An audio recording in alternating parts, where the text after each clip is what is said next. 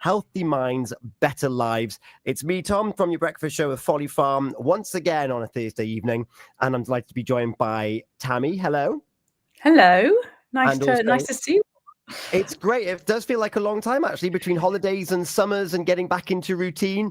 And I'm delighted to say we've got the whole clan. We've got Hayley here too. Hello. Good evening, everyone. Good evening. This show I feel very passionate about because of how it can provide some tools as to how we can live our life in a way that we feel comfortable with. And September 11th, it's not lost on me that today there's lots of people reliving harrowing images. There's lots of people reliving harrowing loss. And of course, in the last 24 hours, there's been more of those images and more of those lost through gun violence and knife crime. It's a scary world out there. And what I hope that this show can do for you over the next 2 hours is provide you with some tools and some resources to help you look after your little pocket of this planet that we call home. We're going to finish the show. I'm going to work backwards with a conversation I had yesterday with Izzy, a volunteer from Papyrus, because yesterday was World Suicide Prevention Day. And when you look at the organizations that we have around us, such as the Megan Starr Foundation, such as Sandy Bear Bereavement Charity, such as Sammy Sized Gap, it's still very prevalent. It's still taboo. And the conversation with Izzy talked around different myths and facts and how Papyrus can help with prevention for those that may be having thoughts, ideation, and those that might be living with someone who is having those thoughts and ideation. So that's coming up later on in the show. We're also going to be looking at the transformative power of music and how that might be able to support us. And we're going to be looking also at transitions. I started off the breakfast show when I came back off my holidays saying September feels more like a new year than January. We're back to school. We're back to work. The weather has very much changed dramatically in the last 7 days if you are here in Pembrokeshire. So we're going to be talking about some tools and things that might be able to help you there. And if you've got any thoughts on these topics, then please do get in touch with the show. We are live on social media. You can see all of our faces. And I'm going to introduce you to the other face that we have there in just a moment. So you can comment on the feed. Of course, that is public, so everyone's going to see that. You can send me a message on WhatsApp, 01437 764455, and you can put Anon on the message so we know not to disclose your name or any details. We'll just talk about the facts that you have given to us. Or you can download the Pure West Radio app and you can send us a message direct to studio. Again, in the strictest of confidence. And delighted that you can join this conversation right now. And joining us on Healthy Minds, Better Lives, we have got Steve Robertson from Empathy Works with us right now. Good evening, Steve. Good evening, Tom. Lovely to be here. Thank you. It's a pleasure. We've been emailing now for a couple of months to get this together, and I'm so excited. We were just talking off air about why I think that you're a perfect fit for what this show is all about. Do you mind just giving us a bit of an introduction? No, of course. As Thomas said, my name is Steve. I'm the founder of Empathy Works Leadership Consultancy. I'm based in Carmarthen. I'm actually essentially a Milford Haven boy. Most of my life I grew up in Milford Haven. But before this chapter of my life, I spent more than 35 years in the prison service, looking after my own prisons. And along the way, I also studied compassionate and humanitarian leadership at Cambridge University. I think what I learned in those years was simple, but really profound, I guess, is that leadership is never about command and control. It's about presence and compassion and the ability to see humanity in the people that you serve. As you mentioned just now, yesterday was, the National Suicide Awareness Day. And it's really important that we, think about those things in the best way that we can. I wanted to say as well, for those audience members that think that prison is soft, it simply isn't. So the lessons that I've certainly learned, they're not in books, but they're in real moments, sometimes incredibly tragic, sometimes uplifting, but that's how it shaped, how I see the world today. Yeah, there's two words that I associate in the conversations that we've had, and that's empathy and leadership. I'm going to go to Tammy now, and Tammy, empathy and leadership typically Leaders, if you look back at 30, 40 years ago, no empathy, do your job. Where do you think the space is now, Tammy? I think, we fast forward to where we are now, and it's very much about just building those, just stronger, genuine human connections. It's about just, again, just being that person-centered. And we spoke off air, and just talking to Steve, it just did bring it to the forefront of my mind that as humans, we do have, we have our own baggage, and it comes with us. So even if we are going to work or on a school run, or we do have our own kind of things that are going on in our lives that other people don't necessarily know. So again, for me, it's very much about that human, genuine connection. That's how I see where we are now with leadership. Yeah. And then Hayley, over to you. Empathy / sympathy. For those that might be joining this conversation now and they're thinking, well, yeah, I always do that whenever I'm with someone, or you poor little thing. Give us your thoughts on empathy versus sympathy. They're so different, aren't they? But I think we try to put them in the same category. And I think the lesson I've learned with sympathy versus empathy, and I have too much empathy, so I have to rein mine in. But sympathy is where you can get taken advantage of. Empathy is just putting yourself in their shoes and understanding their perspective, their experience, but not sort of feeling sorry for them, not needing to compensate maybe for what they're going through. I think that sometimes comes under sympathy.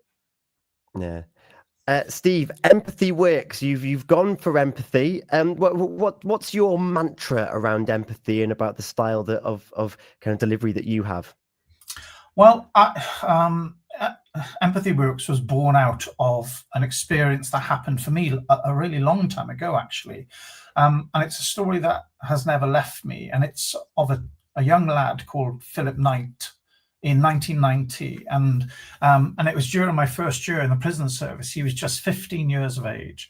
And he committed suicide in Swansea prison. I was there, not when it happened, of course, but I was around as a very young officer. His death actually got to be debated in the UK Parliament, and it was recorded in Hansard because it was such a shocking failure of the system. He was a boy. He was not even a man. He's absolutely lost in a place. He only, it sounds awful, but he only had stolen the handbag off an old lady in the Swansea quadrant. I didn't know him personally, but I certainly knew boys like him. In fact, I was probably like him, a little bit vulnerable, a little bit disadvantaged, and certainly caught up in cycles of poverty, struggling, with issues far bigger than he could manage alone. And when he died, it really did strike me, even as a young man, and it forced me to confront that truth that prisons were holding people that they were never meant to hold, and that leadership had a responsibility to see the human before the label of an offender. Of course, prisons haven't done that very well since then, 35 years later. And I carry his story with me because it's not just about a young lad. I think it symbolizes that many lives are lost, not only through death, but through wasted potential, when we fail to address disadvantage in those places that we all know in our towns and cities, and also provision for hope. For me, compassionate leadership, empathetic leadership isn't abstract. It's about making sure that tragedies like Philip's never happen again. Yeah. Hayley, I can see you nodding along there. Yeah, I went into a prison about 6 years ago, and the first two young baby faces I saw were boys that were younger than my own sons, my eldest two, and it was shocking for me. Not that I wasn't aware that there were young boys in there, it was just seeing them so young in that environment, and I did not like that environment. I did not like the doors closing, and I can see where leadership is really, really important. And I think what I would love to know from yourself, Steve, is the understanding of the softer skills of leadership has changed, especially sort of around empathy and leadership, particularly in the 3 decades I've been working. But what challenges are you still facing now? What you still see with trainees or with maybe the older generation, maybe that you are still facing now that we would have been facing maybe 30 years ago? Yeah, I think there's an issue, isn't there? Whether it's in prisons, whether it's in other organizations, and they don't have to be uniformed, of course. But there is an issue about power and authority. And, you know, so many times have I seen so many, you know, whether it's senior leaders, middle managers, or young prison officers using their authority or power in the most inappropriate way. But leadership does set a tone, you know, whether it's in prisons or hospitals, you know, council, you know, local authorities or business. Compassionate leadership, as I said, you know, before we started on air tonight, it's not about being soft. It's about being strong enough to face, you know, those difficult truths, to listen deeply and to act with humanity. So what we try to do, Empathy Works, we help leaders and organizations shift that culture. You know, I remember sitting on the bed of a young lad in HMP Guys Marsh, where I was leading in the segregation units. So segregation units in prisons are places where we place people who need to be separated, of course, from other people because they may be violent or too risky. And he always, this young lad, his name was Daniel, was a black lad from East London. And you know what? Fundamentally, he was really, really decent. I sat on his bed and I said, give me the phone number of your mum. And he looked at me all odd, because no one asks those questions, of course. But essentially, it's because his mum knew more about him than I will ever know. So I talked to his mum. Her name was Shirley. This was back in 2017, I think.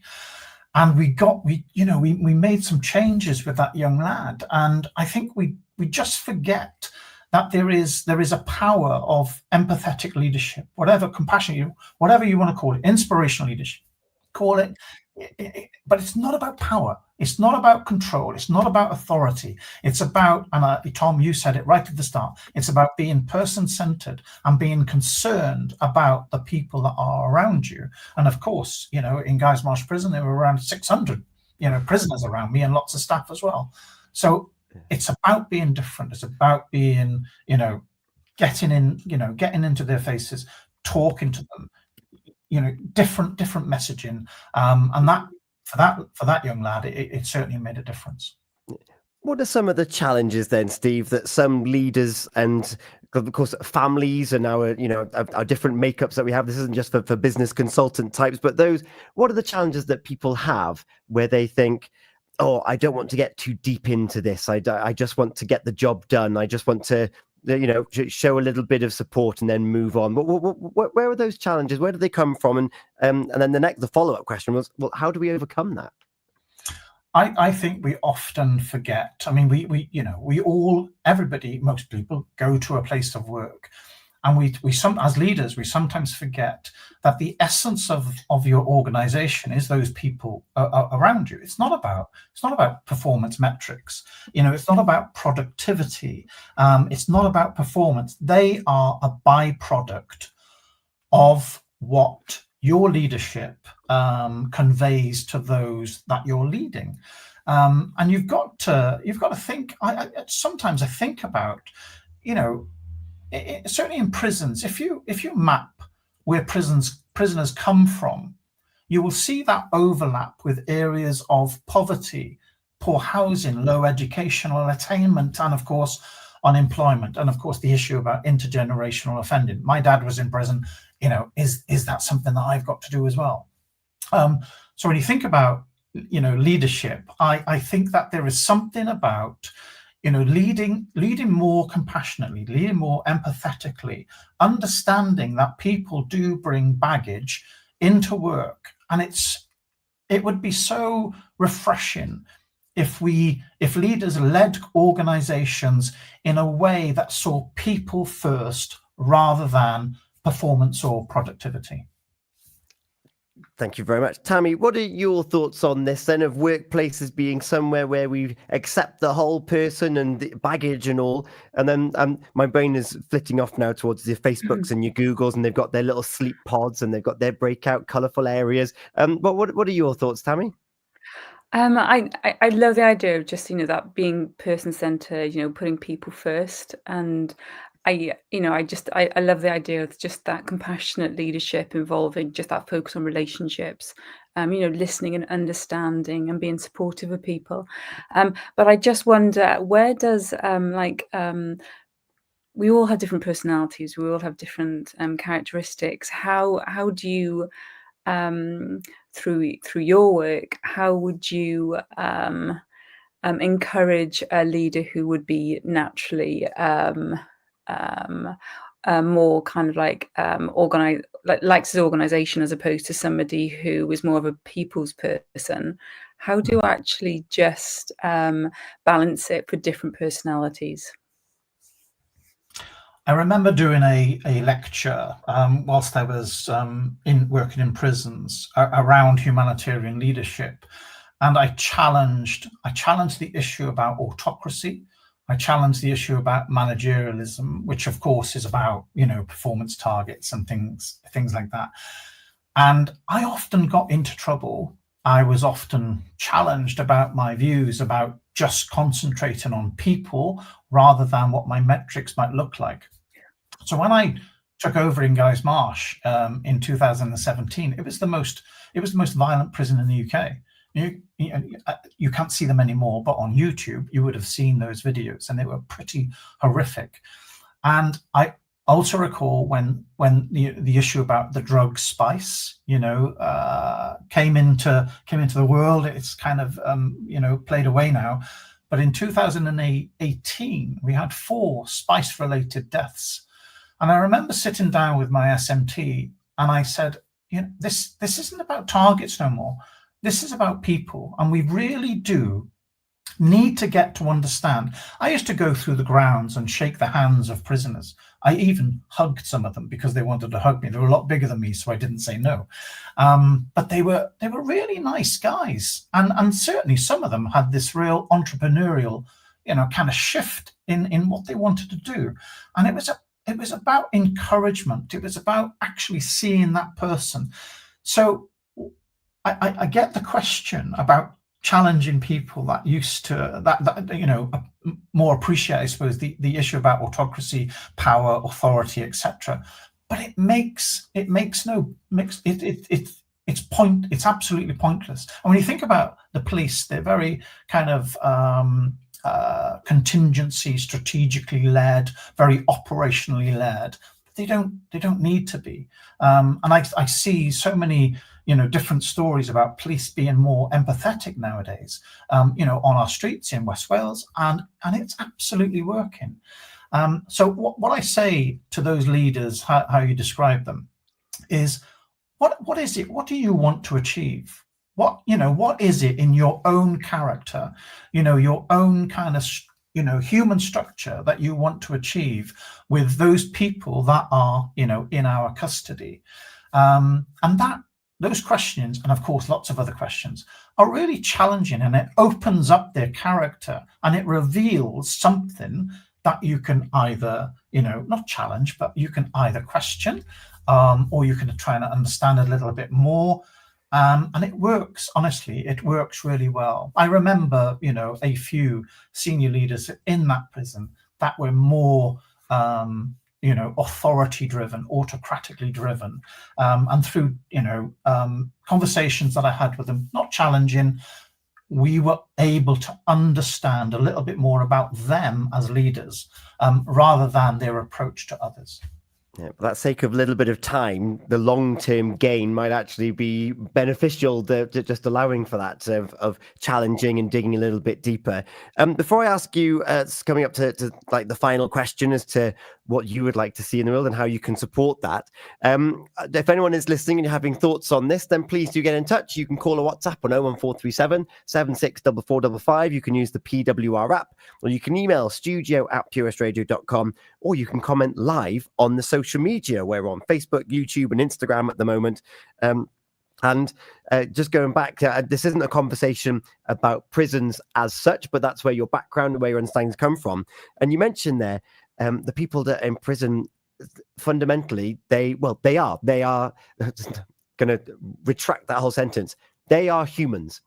And they find themselves in circumstances that find themselves in the circumstances of being in prison. And yet, if you do allow time and you focus on the person and the rehabilitation, the success story that comes to my mind, it's no longer open, sadly, is the Clink restaurant that was attached to Cardiff prison, where that entrepreneurial spirit, that ability to communicate with members of the public, to produce something fine dining and something that they're proud of. Some of those stories, Steve, that they're remarkable, and it is a gateway to getting back into everyday life. Do you know what it is? And I remember the first Clink restaurant that I went to was in Brixton, and it's now the only one that's still open. So Anne Fox, the CEO of Clinks, has announced on social media that there were 38 and there's just one left. I went to the one in Cardiff, and the one in Brixton was really a fantastic experience. We took our senior team from Guys Marsh to Brixton. It was a bit of an away, couple of days to talk about our strategy. And I remember the men that were in the Clink charity in Brixton, they were so considerate. They were it was so humbling, to have that conversation with them and to listen, more importantly, to their stories and their ambitions about, their futures, which was great. I think the reason that some of those Clink restaurants, or most of those Clink restaurants, have now closed is because the ambitions of the prison service have certainly changed. The challenges now are about, so when I first joined in 1990, the prison population was 42,000. It's now 85,000. So population pressures, staff experience, violence in prisons are the predominant issues that are facing prisons, today. It's not having a cafe at the end of the road serving the public. And I think that's a real shame. We've just turned our attention away. It's a little bit shameful, and I can say that now because I'm not in the prison service, but it's really important that we do turn our attention to the important aspects that support prisoners, those in custody, being themselves and looking towards a future that's a little bit more ambitious than what it might be today. Hayley.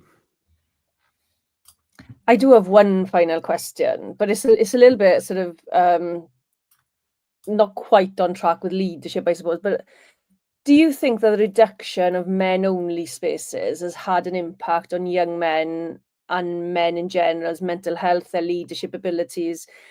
Because I've got 3 sons, and I just feel there's something missing for them in terms of role models, and that not necessarily a pecking order as you would find probably in prison, but that kind of looking up to other men and learning what being a man is all about. I'm not sure that is happening now. Do you think that's had an impact? Do you know what? There was a lot of really positive work under a particular director of Park Prison going back a few years. Her name was Janet. She was amazing. The HMIP, Her Majesty's Inspectorate of Prisons, reports were some of the best in the UK.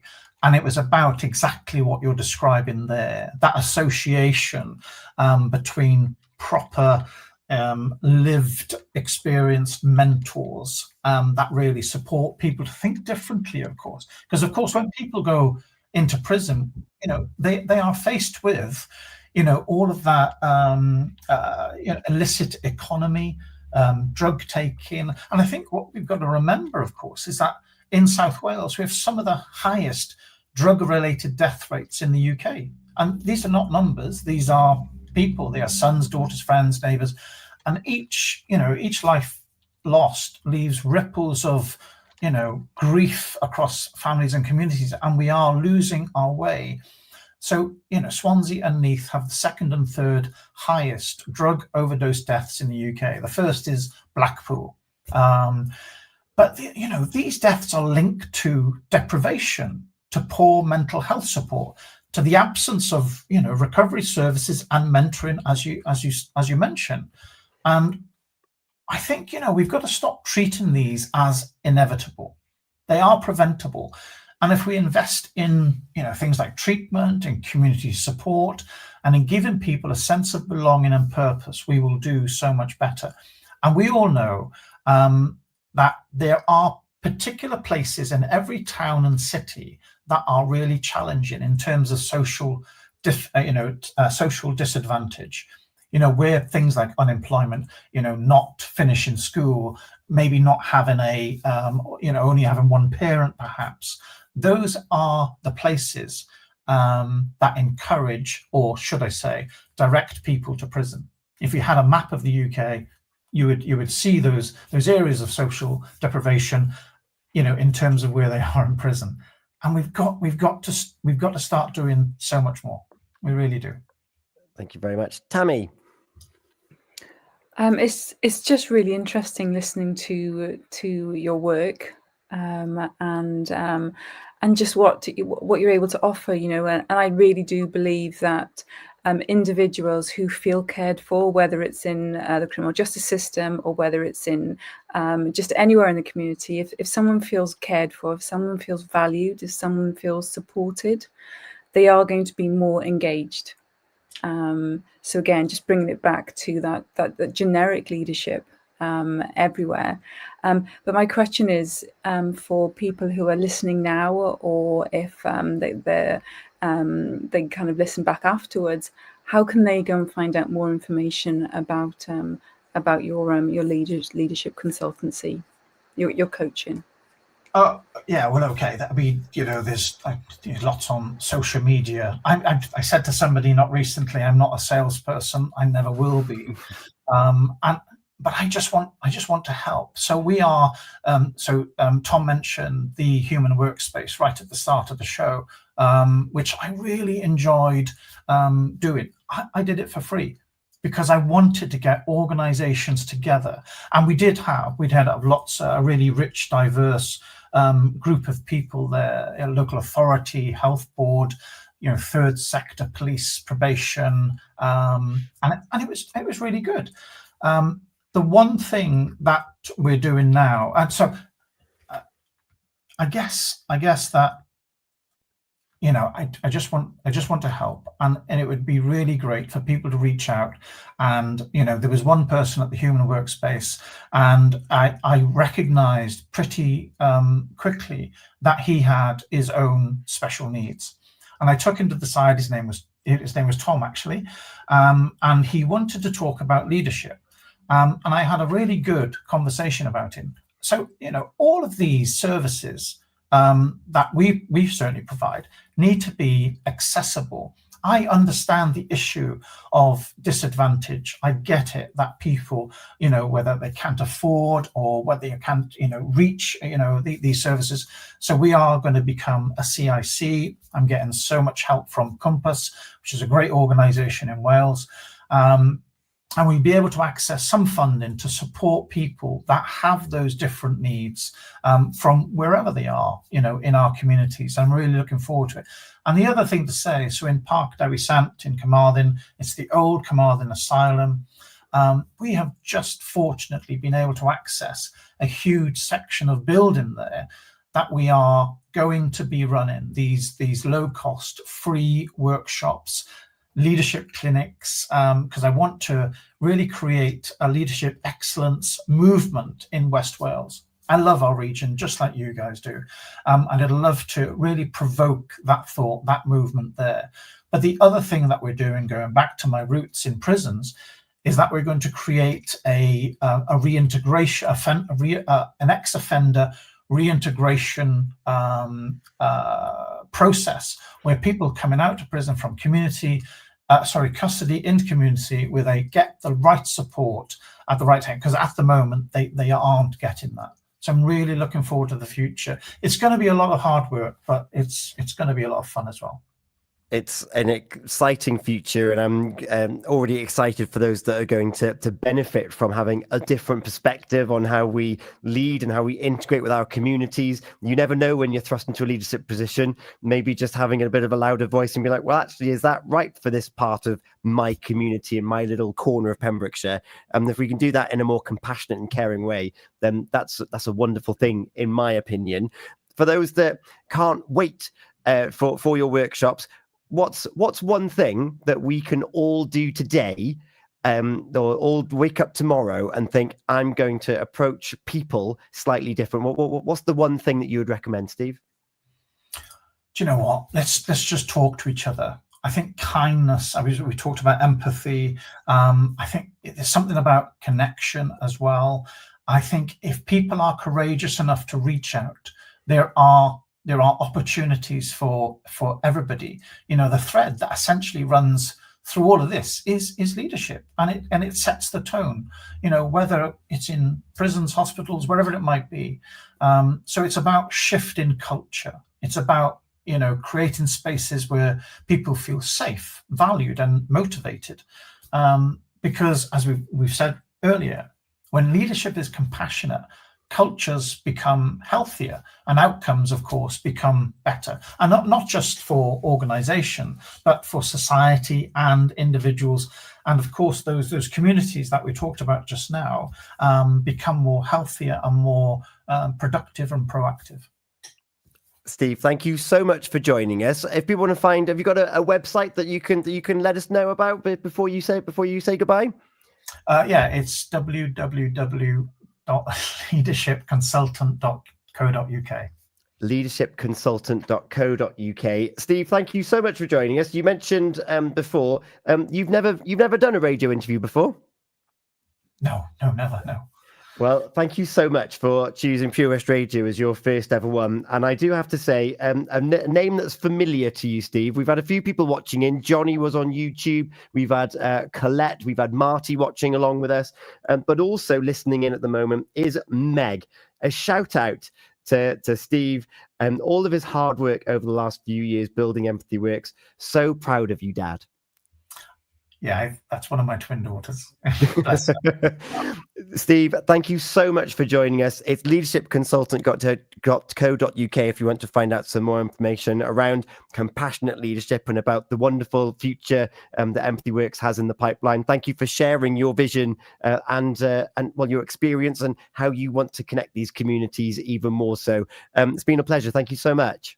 Yeah, it has been a pleasure, Tom. Thank you again, and thanks to Tammy and Hayley too. There you go. Thank you, Steve. Yeah, we are going to take a very short moment. We're going to have a little bit of Post Malone, and I Had Some Help.